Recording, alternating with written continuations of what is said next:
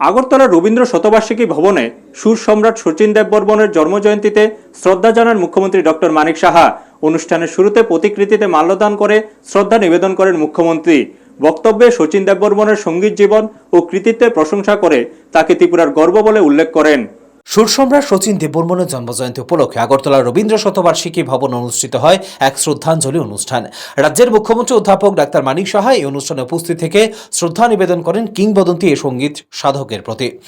অনুষ্ঠানের সূচনায় মুখ্যমন্ত্রী শচীন দেববর্মনের প্রতিকৃতিতে পুষ্পার্ঘ্য অর্পণ করে তাকে স্মরণ করেন। এরপর বক্তব্য রাখতে গিয়ে মুখ্যমন্ত্রী শচীন দেববর্মনের সুর সৃষ্টির ঐতিহ্য, বাংলা ও হিন্দি সঙ্গীতের তাঁর অবদান এবং ত্রিপুরার গর্ব হিসেবে তাঁর কৃতিত্বের কথা তুলে ধরেন। মুখ্যমন্ত্রী জানান, শচীন দেববর্মনের সঙ্গীত শুধু ভারতবর্ষ নয়, আন্তর্জাতিক মহলেও আজও সমানভাবে সমাদৃত। তাঁর সৃষ্টি আগামী প্রজন্মের জন্য এক অনন্য প্রেরণা। জন্মজয়ন্তীতে এই কিংবদন্তি শিল্পীকে শ্রদ্ধা জানিয়ে রাজ্যবাসীর পক্ষ থেকেও সম্মান জানানো হয়। ব্যুরো রিপোর্ট, নিউজ তৎকাল 24।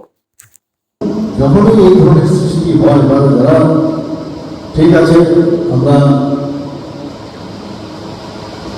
শচীন দেববর্মনের গান আমরা শুনবো, আমরা নিজেদেরও যারা গানের সাথে যুক্ত তাদেরও কিছু কিছু সৃষ্টি করা উচিত। মানে আমার ইন্ডিভিজুয়াল, আমি একজন আলাদা, আমারও একটা সৃষ্টি করার ক্ষমতা আছে। সেগুলো যত ত্রিপুরার মানুষের ছেলে মেয়েদের আগামী দিনের যারা ভবিষ্যৎ বিজেপি কলেজের ছেলেরা ছিল তাদেরকে আমি বলবো যে তারা যদি আগামী দিন এই মিউজিককে নিয়ে তারা যদি আরো বেশি রিসার্চ করে আরো কিভাবে আমরা দেশের জন্য, মানুষের জন্য, আমাদের রাজ্যের জন্য করা যায়, তাহলে তো আমরাও করবো।